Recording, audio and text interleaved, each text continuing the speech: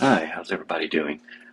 We had a live meeting today going over some photo processing, and we just kind of have a technical problem, or I did. The meeting ended before we were finished with the photograph processing, so I just thought I'd make a quick video on what we covered because I know some people were going to be looking at the video that we produced in the Zoom meeting, but that didn't happen. So this is the photograph that we're working on. And to start out with, you can see this is a grassy scene. This is in Prince Edward Island in Canada. And when I took the picture, I had a polarizing filter on, and that's why you see these dark areas. There might be some way that you could fix these, but probably the best way is just to go ahead and crop them out. So that's what I'm going to do right now. So I'm turning the crop tool on. I don't want to have this area of rocks and this little post in the scene, so I'm going to crop it in from there and a little over from the edge so I don't get that uh, dark area from the polarization. And I want to have grass in the foreground, want to have a lot of the puffy skies in the background in the sky, and we're going to take the crop right from there. The first thing I want to do is use my lens correction. And that helps get some of the vignetting out and straightens out the picture a little bit. And I'm going to go to Basic and click Auto. This is going to give us a good place to start. We have a nice blue sky, and we have the grass kind of lit up a little better now, has a little more contrast to it. And I might adjust it just a little bit. I want to set my white and black points, and to do that I'm going to hold my Alt or Option key down, and I'm going to drag my whites till I see a little blue in there. We just want it to where there's hardly any blue, if any. And then I'm going to adjust my black points by, again, holding my Alt or Option key and dragging to the left till I get some color down. You can see in the bottom right-hand corner. Just want a little color. Don't mind so much of my blacks blocking up, but we really want to watch that our whites don't get blown out. Another tool that you can use, you can press the J key, and when you do, it turns on, as you can see right up here, it turns on our signals to let us know that we have something that's either blocked out in the right here in the lower part, or is blown out in our whites. So if I were to turn up my exposure, you can see everything in red is a blowout. So what we want to do is we'll keep this J key on as we're processing, and anytime we get it in an area that looks like it's going to be blown out, it'll turn red, or if it's getting blocked up, it'll turn blue. So we have everything, our white points, looking about the way I want them to. I might adjust the temperature just a little bit to take some of the yellow out. Next thing I want to do is I want to brighten up or add more color to my sky, because when I took this picture, that's one thing that really caught my eye, is that the deep blue sky against this green. It looked really nice. So to start that out, we're going to grab our sky mask, and here we can see we have our sky. I'm going to turn the white black off and go to cover overlay, and I'm using a magenta, so everything in magenta is going to affect the sky. So now that I have my sky mask, I want to bring the exposure down a little bit. I want to bring the temperature down a little bit so we get a nice blue sky. Might bring up the shadows just a little bit, and maybe the whites just a little bit, not too much. See, we're getting the blowout. So let's bring them back down till we just have a little smattering of that blue. At some point, we're also going to address how the edges of our clouds, because clouds should be puffy and light. They really shouldn't have hard edges to them. We find some people that they'll apply a lot of clarity, as you see here, and that makes the edges real sharp, which clouds don't have sharp edges, and it makes a portion of the clouds a dark gray. And again, normal clouds on a sunny day do not have dark bottoms. All right, so now that we have everything in place that for our sky, I'm going to give it a little more blue. You notice that the blue pretty much ranges through the whole sky, because when we put the mask on, the mask applies that effect to every part of the mask, top to bottom. But in the real world, sky, deep sky up above us is blue, onto the horizon is lighter because of diffraction. It should get lighter. And that's really not what we have here. So let's make that happen. We're going to go up to our sky mask. Let's double click here and call this our sky mask, so we know what it is in the future. All right. We're going to click right here on our sky mask, and we are going to intersect with a linear gradient. What we're going to do is we're going to start right about here, hold our mouse button down, and we're going to drag and create our linear gradient. And what we're doing is that we're reducing the effect of the mask. If we show the overlay, we're reducing the effect of the mask so that the lower portion of our horizon looks more realistic. It's lighter than the sky at the top. Where deep sky is, it will always be blue. So now if we turn this mask off, you can see we have the dark sky, and then we're moving down the light puffy clouds at the bottom, and it's getting a very light look in the sky right here.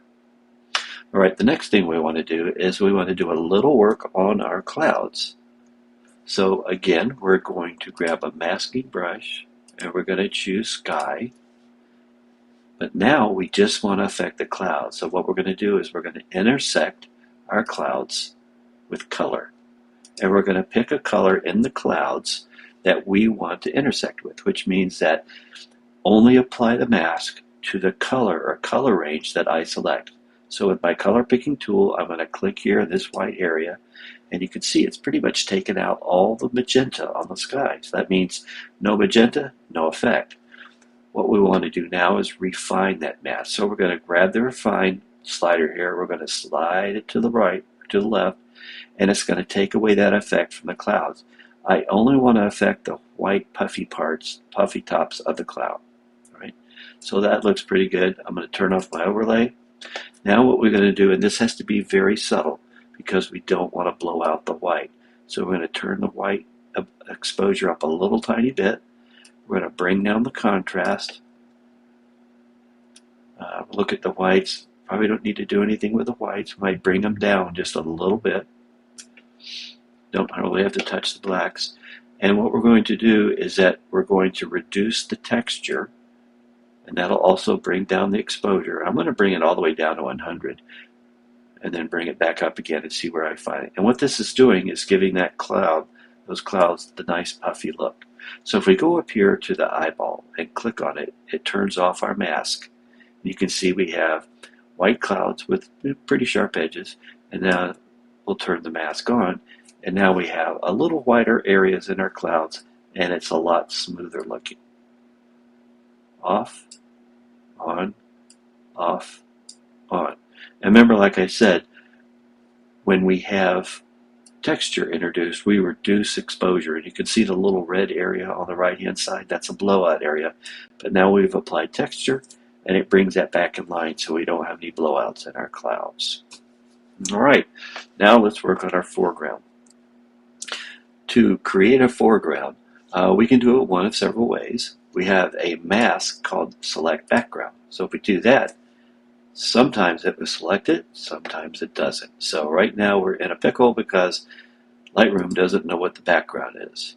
So what we will do is go to plan B, and that is create a mask for the sky. And now we have the sky selected, we're going to invert mask 2, right? And it selects the foreground. So on mask 1, we're going to call this cloud, so the one we just got through working with. We want to keep track of these masks because we might have to make some changes later on, and we need to have a way to find them real quick. We're going to call this foreground. All right, now I'm going to turn this mask on to white black. Right now we're looking at magenta. Our overlay is magenta, but I'm going to go down here and turn it to white on black. And this gives us the true mask look that we would typically see in Photoshop and what we call a luminosity mask. And white reveals, black conceals, which means that anything is white is going to take the effect that we apply. Black means it will not be affected. Anything that's gray will have some of the effect apply and some of it won't, because remember, black conceals. So if it's gray, it's going to conceal some of the changes we are making. But we want to make this a pure white. So what we're going to do is that we're going to go to the foreground, and we're going to, foreground, we're going to click on it, and we're going to click add. And we're going to add with a brush. We're going to make sure that we're at, I'd say, about 70% feather and 100% flow. And you can see, we'll make our brush a little smaller. And what we're going to do is we're going to add to the mask to hide these gray areas. Now, we're also going to turn on Auto Mask. And what that means is that wherever that center plus mark is, that's the color it is sampling, and that's the color it's going to cover. So we'll start brushing now. And you can see as we brush, as long as that plus mark stays on the foreground, the white area, no colors go into, or no masking goes into the sky, which is the black area. All right? So now we have a nice clean mask between the sky and the foreground. All right, so we made a mistake there. We're going to hit Control Z, and we're going to start over. So we're going to add by brush, and we're just going to start brushing on. So it gives you a second chance to see how to do this, because I made a mistake and touched the sky by accident. We could have probably erased it, and we just did it there. So let's hold our Option key down, which turns our center mark into a minus, and that allows us to erase our mistakes. All right. So when you hold your Option key down in Paint, it turns into a subtract, which means take away your mistakes. Take the Option key away, and it turns into a plus. And now you can add. So now that we have our mask done, we're going to go take Auto Mask off and remove the overlay. So with our foreground fully mapped, we now can grab our exposure and move this around to where we think it should be. We can add contrast. Let's bring the highlights down just a little bit. Bring the shadows up a little bit. I've already adjusted my whites, so I'm really not going to mess with my whites or my blacks. If you want to adjust the temperature, let's make it just a little greener. Take some of that gold out. And if you want to add some clarity, you can do that now too. Right. And what I'm looking for is just an overall good feel of the color, because we're going to do some dodging and burning with masks to bring out some of these lighter areas. All right, so now that we have everything on our mask the way we want it, you also have the ability to affect the midtones of this. If you want to change midtones, by midtones I mean that we have, in our basic, we have highlights, we have shadows, but we don't have any control over our midtones, and those sometimes need to be pumped up a little bit. So we go into color grading, and this first little area here is called midtones. This is a luminance slider, and if we bump this up, it'll give us a little extra color, a little extra contrast and exposure in our midtones. So that's like a little hidden secret to always remember. Just go into color grading, grab this midtones slider, move it back and forth, and you get some good positive changes in your midtones area. Midtones being in this area right here. All right, so now we want to kind of add a little contrast, but this river of grass that flows through here, it's obviously lighter, but we want to make it a little lighter too, all right? So we're going to go to create a new mask. We're going to select sky. We are going to invert the mask.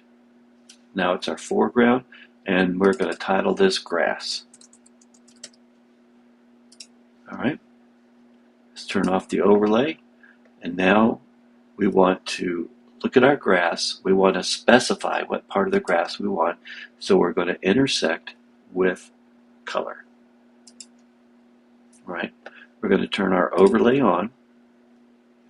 Going to turn a cover overlay on, and we're going to select that part of the grass that we want the color to be affected. So we'll click right here. Once we see it's gone a little more than just the gold green, so we're going to go to our refine slider, and we're going to bring this down till we get just those areas that we want to affect. If you want to refine it even more, you can hold your Shift key down and click on another area, and that will add to your selection. If you don't hold your Shift key down, it will resample for the whole mask. So let's say we'll click right here with no Shift. All right, now I'm going to hold my Shift key down. I'm going to select more areas. That looks pretty good to me. So you can play around with it. You know, you can select up to 4 separate areas to create your mask. And then once you get the areas about what you like, you can then refine it more by using the refine slider right here. All right, so that's the areas I want to be able to affect. Anything in magenta is going to be affected by the sliders when I start moving them. Anything that's not magenta will not be affected. All right, so let's look at our exposure. We can brighten it up just a little bit. We'll add a little contrast to it. We can add a little clarity to it. All right, and what I'm shooting for is the very top end of the color change that I want. Because what we're going to do now that we've defined the areas with our mask and made some changes with color and brightness, we now are going to go back up to our grass, right here, our mask, and say intersect with brush. And when I click anywhere on this photograph, it is going to remove all the changes you see in place. And what we will then do is paint in with our brush the areas we want to affect. So I'm going to click over here on the side. You can watch when I click here, all those changes have gone away. Now it's up to us to paint light in on our picture and make it look more realistic, give it more contrast. All right, so we're going to have our flow at about 70%, and our feather at about, what is that, 73%. And then all you're going to do is you're going to start just painting in that area that you want that effect to be applied. And you can notice it's not putting the whole effect in there because we have our flow at 70%. That means every time I stroke across the picture with my brush, it only applies 70% of what we had originally put in when we were masking it. Now if I want more of the effect to come into play, I just run my brush over that area again and it gets more of the effect. We'll make our brush a little smaller by using the bracket key, and we'll paint in this area here that winds around through the grass. We also had some areas up here that had some magenta on them in our mask that we can affect, as well as in the far off distance here, this area right here.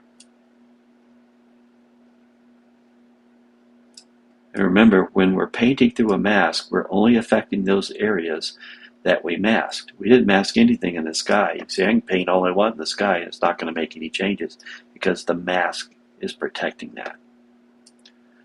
So now that we've made the changes that we want in this area, we then can move to just a plain brush to add some more highlights and to add some shadows. And that's just what we call dodging and burning. To do that, we're going to go up and create a new mask. We're going to create a brush, and I'm going to make it, again, I'm going to make this one even less. I'm going to make it about a 60% flow, and I'm going to increase the exposure, which means we are going to be dodging. We're going to be adding light. And what I want to do is make a small brush. Let's zoom in just a little bit. And I just want to add a little light to the top of these grasses because there was light coming in there and hitting that.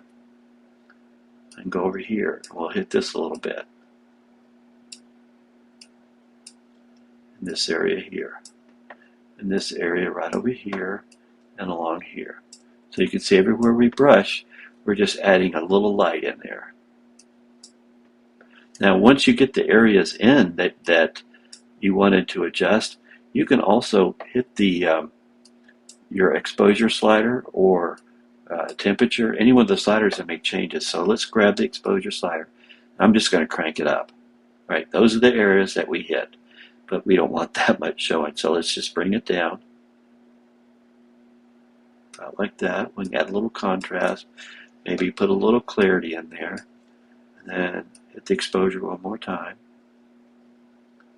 So it's just a real subtle change. It's just showing, you can see how the light is hitting these areas, where we painted.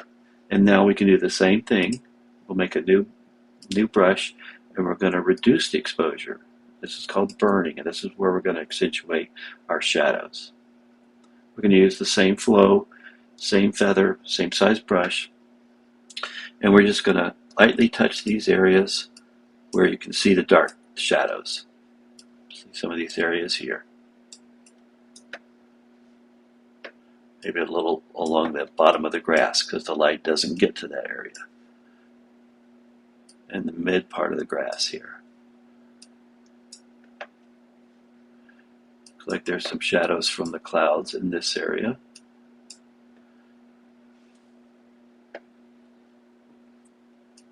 Maybe over here. And again, if you want to adjust how sharp or how dark you want these shadows to be, you have the ability to change that right in here. So now let's look at our picture with all our changes. Here's the before, here's the after, before and after. So with using of masks and the ability to use a linear gradient to make that move from a dark blue to a very light blue like it is in nature, our linear intersect helps us with that. Then of course our foreground gets masked, and then we paint in the light of where the light is hitting this river of grass as it flows through the area. And then we can use just a plain brush to dodge and burn those areas that the light is just kissing, at the very top of some of these grasses. At the very end, if you want to make it just a little nicer, we can put a vignette on. A very simple one would be just to grab a radial mask and reduce the size of your picture by hitting Control minus and draw your radial mask how you want your vignette to look. Right? So we'll say we just want it to hit the edges.